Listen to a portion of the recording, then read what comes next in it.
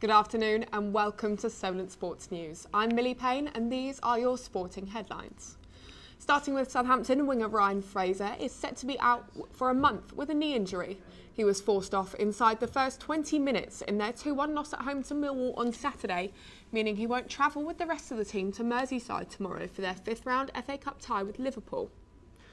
There's also more FA Cup 5th round action taking place this evening where the winners will join Coventry in the quarter-finals. AFC Bournemouth host Championship high flyers Leicester City, and the Cherries enter the contest off the back of a 1-0 home defeat at the weekend, while Leicester suffered a 3-1 loss to Leeds United in a top-of-the-table clash last time out. Eddie Howe's Newcastle travel to Blackburn Rovers and are hoping to bounce back after a 4-1 defeat to Arsenal at the weekend.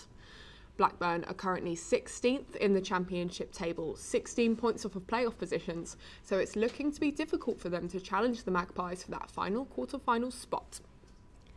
And in the final game tonight, Luton Town welcome Manchester City to Kenilworth Road.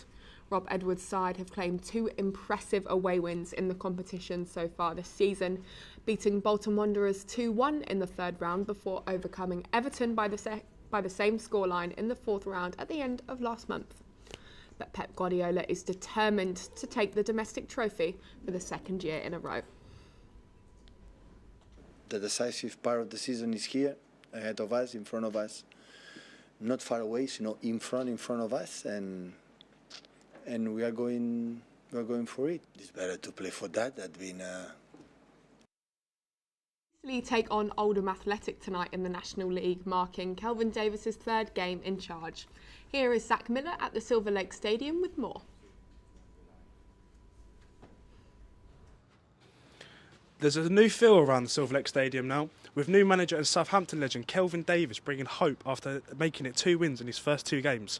He's looking to make it a hat-trick of wins tonight, with Oldham travelling to the Silver Lake, who are currently on an 8 away unbeaten record. I've got a special guest with me as well. Eastleigh media manager Ricky Hart is here to give us a live interview of what he feels the game could be today. Ricky, nice to meet you. How are you doing today? I'm good. How are you? I'm good, thank you. Big game coming up. How do you feel these 2 sides will do after Kelvin Davis has had an incredible start, 2 wins from 2. How do you feel it's going to go? Yeah, I think it'll be a difficult one tonight, but we've seen against Bromley, who are 2nd in the league, that he is capable. We are capable as a team of getting a win. We're here at the Silver Lake Stadium, which is where the match will take place. And that will only help us, being in front of our own fans in a comfortable environment. That will only help us going into what will be a difficult game against a good team. Amazing. And do you have any idea on the team news at all or anything like that? No, to be honest, we don't normally find that out too early. It's normally a little bit later. But I can't imagine after a win like that you'd make too many changes. But stranger things have happened, so we'll see what Kelvin's got planned. And in Kelvin we trust. In Kelvin we do trust. And he's looking to make it a hat-trick of wins tonight. And that will be all for me. Thank you very much. And back to you in the studio. Thank you. Thank you, Zach. Moving on to women's football. The Welsh women's team have appointed Rhiannon Wilkinson as their new head coach following the resignation of Gemma Granger in January. Wilkinson was formerly the assistant of the Canadian and England teams, but this is her first step into senior international management. She'll take charge of their friendly match against the Republic of Ireland tonight. Nicole Lofty-Eaton has smashed the record for the fastest century in T20 cricket, reaching the mark in 33 balls. The previous record was held by Nepal's Kushal Malla, who achieved the feat in 34 deliveries. Lofty-Eaton's innings featured 11 fours and 8 sixes as his side beat Nepal by 20 runs. And New Zealand bowler Neil Wagner has announced his retirement from international cricket. The 37-year-old was due to be left out of the team anyway for their nearing Test series against Australia. With 260 Test wickets in his career, he leaves the Black Caps as their 5th highest wicket taker. And this week, Jamie Somerville went to the University of Southampton to discover more about their cricket society. This is the sports hall where various societies at the University of Southampton come to train, one of these being the cricket team. Every year, senior members graduate and freshers sign up, and Connor White, the club captain, explains his role in recruiting new people to the team. We have a thing called Bun Fight, which runs every year at the start of the year. It's where all freshers and current undergraduates can come along and see any society in the uni. We have a really good uptake from that. We sort of normally get about 70, 80 freshers sort of sign up. transitioning them over to members is you lose a few. But it's a really good uptake. I think we had about, let's say 50 off the top of my head, which is really good for us. A club of about 100 members. Over the last 2 years, Tom Miller has seen a steady stream of team members enter and exit. This turnover leaves its mark on the team's dynamics, influencing its culture and effectiveness, with the new faces being brought in also being involved in the fun. Yeah, for sure. I mean, last year we've had quite a lot of people go, so we'll have a lot of new faces in the first 11 this year, but I'd say that's also kind of the fun of it. Like, you get new people coming in, there's a constant cycle of people. It's not like, you know, club cricket, you get the same people sticking in the same team. It's nice having new players, so yeah, I like it. Ben Smith is the social secretary of the society. He enjoys the fun side and advocates for the social elements. Yeah, so unlike most of the AU societies, we accept everyone of all abilities, so we're one of the bigger clubs, over like 100 members. Some of the games are boozy or fun, so like against Monty Rugby we play and we'll have a few tinnies and like stuff like that. It's really inclusive, really fun, yeah. Inclusivity, fun socials, everyone gets put in a team, everyone gets drafted, everyone gets a game, and everyone who's not playing comes down, sits along the balcony and watches, boozes and hurls abuse. So it's always good fun, yeah. Jamie Somerville, Solent Sports News. And moving on to tennis, Andy Murray has hinted he only has a few months left of his career after he beat Canadian Denis Shapovalov in Dubai. The Scotsman has said that he's starting to struggle to keep himself fit and fresh as he gets older and feels he won't be playing at the top of his game for much longer. Murray is a two-time Wimbledon champion and has certainly cemented himself as one of the best players of all time. And after 3 months, it's the first Formula One race week of 2024, with the first practice for the Bahrain Grand Prix taking place on Thursday. Red Bull are favourites again to win the Constructors, with Max Verstappen looking to win his 4th driver's title in a row. The team based in Milton Keynes won all but one race last season, but didn't let that affect them as they dominated both championships. And this week we took on what we have decided to call the Unicorn Challenge, which is to achieve some of the hardest feats in single player sports. What's harder, a 9-darter? A 147? Or a hole-in-one? To complete a 9-darter, you have to achieve a 501 finish in just 9 darts. This feat is incredibly difficult to achieve, as only 474 perfect legs of darts have been completed in the PDC since 1996. You see them quite frequently. I mean, if you're playing pub league, I mean, it's shrunk now. There used to be a huge number of pubs in the leagues in those days, and it's not as popular as it used to be, unfortunately. In the higher echelons of darts, when you get to guys who are down to local, like Hampshire darts and things like that, you will see 9-darters quite frequently. The second element of the Unicorn Challenge is a maximum 147 break without leaving the snooker table. This means a player has to pot 15 reds and 15 blacks in a row, followed by the remaining colours. In total, 199 maximum breaks have been completed in professional snooker. To be fair, we have got some people that come in here that are too good to be true, I feel like. I don't know how they do it, but it's impressive work. Despite working at a snooker hall, Ben Hoey doesn't think the 147 is the hardest element.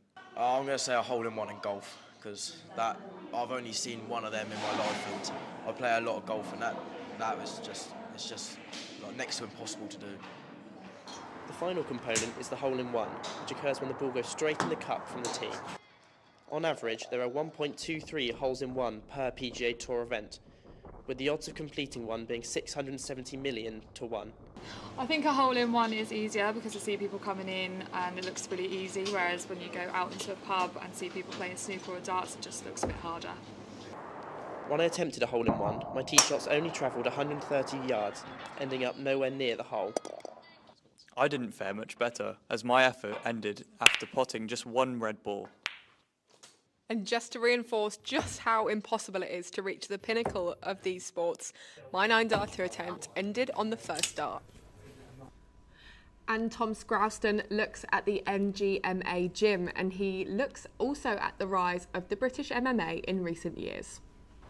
On the banks of the River Solent, we headed down to the new headquarters of Southampton's biggest martial arts gym, New Generation Martial Arts, to see how much the gym and the sport has grown with the new move.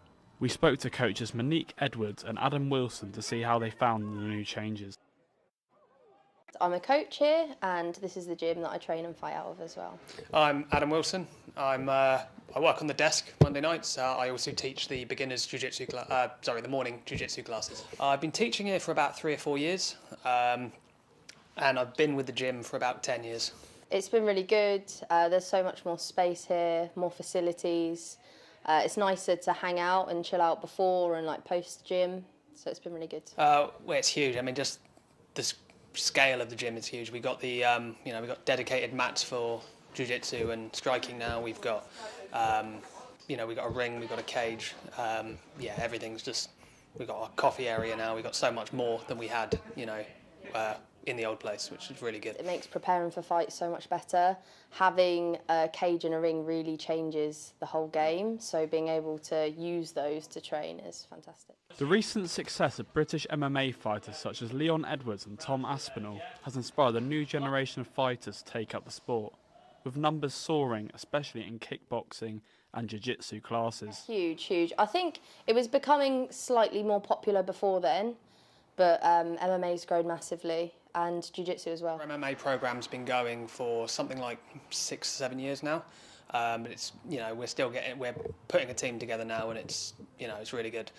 Yeah, it's really growing. I fought MMA about 4 years ago, but yeah, it's amazing how much bigger it's got since then. Yeah, it's great. It's grown a hell of a lot. Like just seeing MMA classes packed out, wall to wall with, like you say, people who have seen people like Leon Edwards and other, British MMA fighters coming up. It's really grown the scene here on the whole. And finally, in basketball, Chance Cromick takes a look at the problems within the Solent University team. The Solent basketball team is struggling due to lack of funding. This has resulted in many scholarship players leaving the team. It has also resulted in all the coaches leaving and them having to deal with just player coaches. We spoke to a current Kestrel Uni player about the situation. Solent Sports Department refused to comment on the lack of funding and incentives. However, we spoke to small forward Josh Bayless on these issues.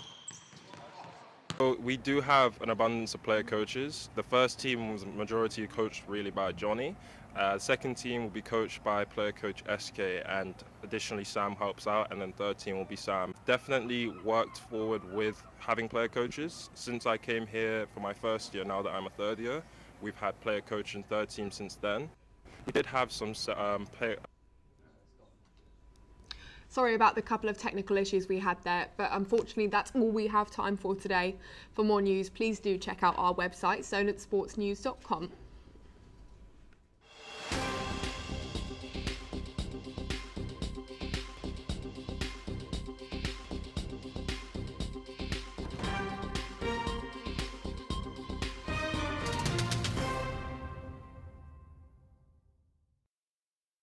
The Solent basketball team is struggling due to lack of funding. Due to different reasons. I was coaching units and doing that now, so I took on the role of like captain / player coach. Yeah. So it's quite a big responsibility, but just happy to take it on. The Solent